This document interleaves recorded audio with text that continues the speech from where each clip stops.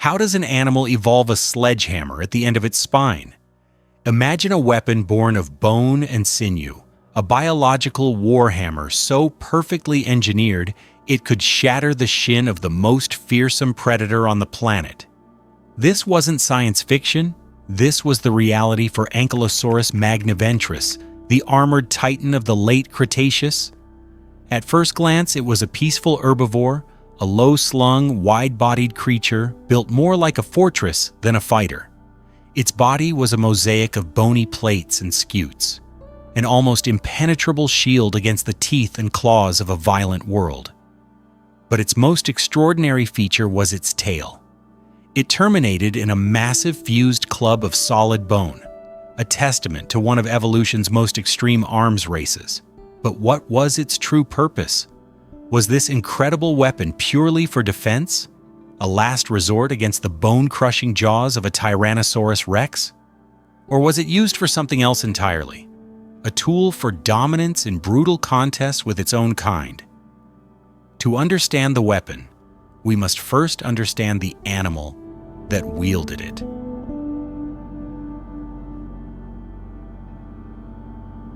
To build a weapon like the tail club, evolution first had to build a fortress.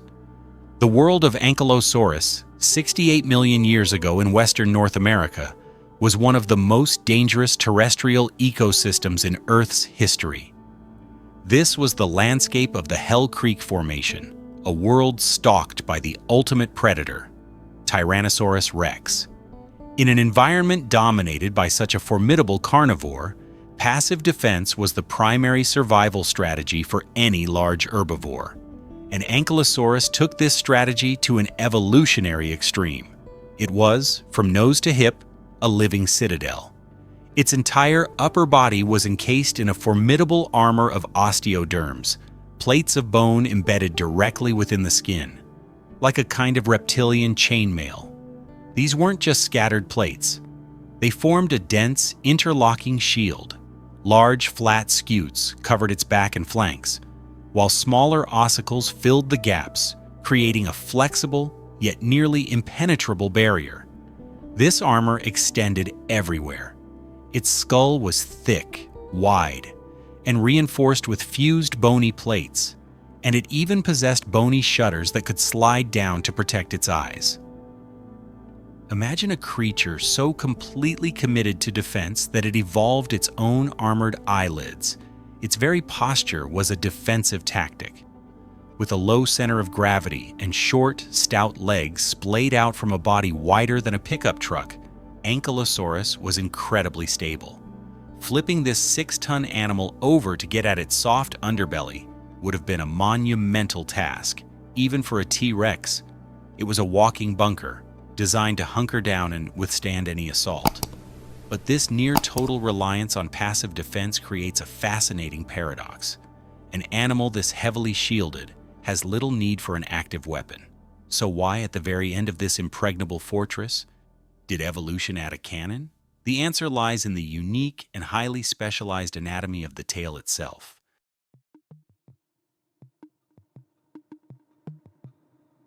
The tail of Ankylosaurus was a masterpiece of biological engineering, composed of two distinct and specialized parts that worked in perfect concert: a handle and a hammer.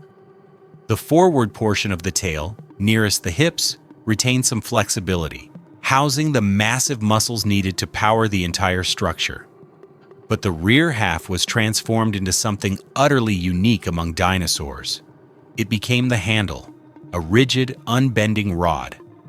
The vertebrae in this section were tightly interlocked, their supportive projections overlapping like braided fingers. Further reinforcing this structure was a latticework of ossified tendons that had mineralized into solid bone, running along the sides of the vertebrae. This effectively fused the back half of the tail into a single, stiffened shaft. Why was this rigidity so crucial? A flexible, whip-like tail would dissipate energy with every movement, but this stiffened handle did the opposite. It was designed to transfer the immense power generated at the hips directly to the tip with virtually no loss of energy. It was less like a tail and more like the shaft of a custom-built sledgehammer. and at the end of this shaft was the hammerhead itself. The club, or knob, was not a single bone. It was a massive, swollen growth of several large osteoderms fused together and to the final vertebrae of the tail. These bony plates, called terminal osteoderms, could grow to be enormous, forming a solid, brutally dense mass of bone nearly half a meter wide. Its sheer weight and density concentrated the entire force of the swing into a single, devastating point of impact. The structure was an evolutionary marvel, a power-generating muscular base, a rigid force-transferring handle, and a dense bone-shattering weight at the terminus.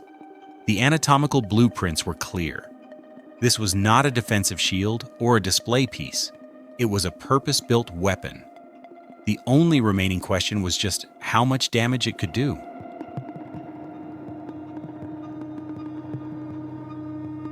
With the anatomical weapon fully assembled, paleontologists turned to computer modeling to answer the critical question: what was its firepower? By digitally reconstructing the hips, tail, and musculature of Ankylosaurus, scientists can simulate its range of motion and calculate the forces it could generate. The results are nothing short of terrifying. The engine for the swing wasn't in the bony club itself, but in the dinosaur's massive pelvic girdle. Huge muscles, anchored to the broad hips and the flexible base of the tail, acted like a biological catapult.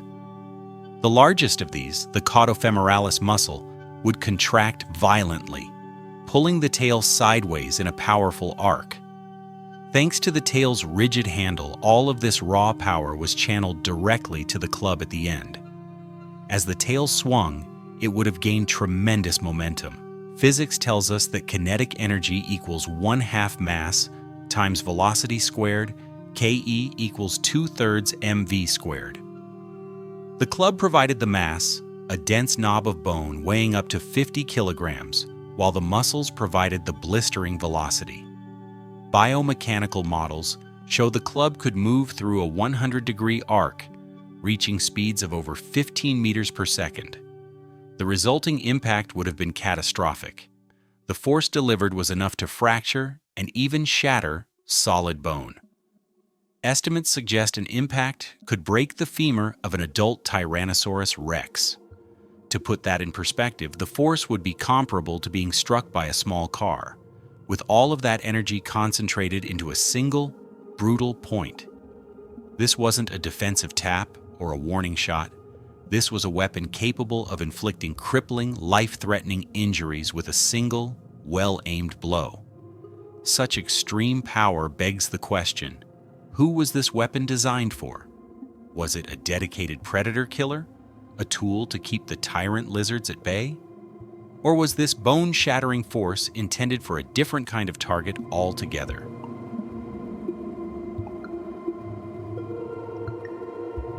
Possessing a weapon of such devastating power immediately presents two primary targets: predators and rivals.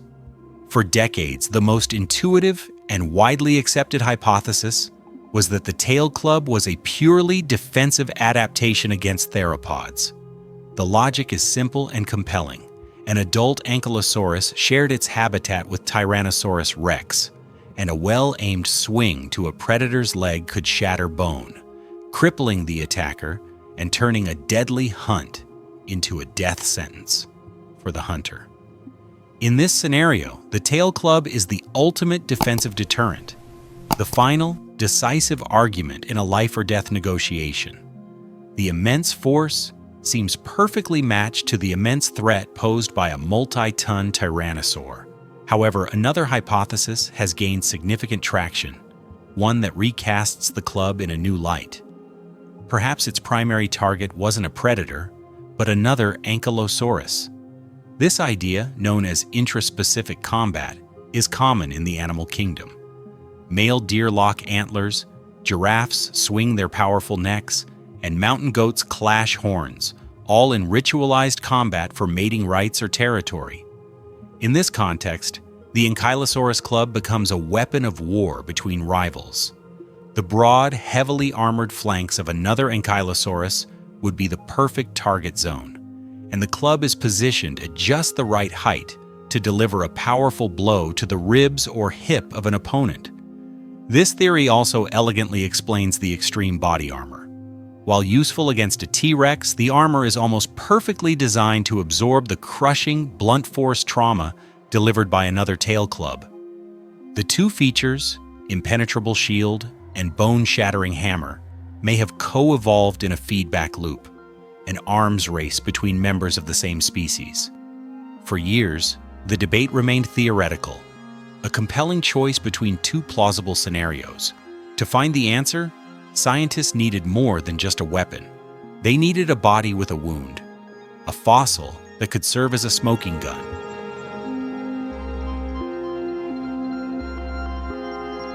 In the end, the paradox of Ankylosaurus is resolved. The creature that appeared to be a purely defensive fortress was also an accomplished warrior. Its tail club was not simply a shield against the horrors of its world, but a sledgehammer forged for brutal combat against its own kind. It was the ultimate product of a dual arms race, one against the apex predators that stalked it, and another against the rivals that challenged it. This single, extraordinary appendage tells a complex story of adaptation, revealing that for some species, the greatest evolutionary pressure comes not just from those who want to eat you, but from those who want what you have. If you enjoyed this deep dive into the biomechanics of one of history's greatest natural weapons, subscribe for more stories from the deep past.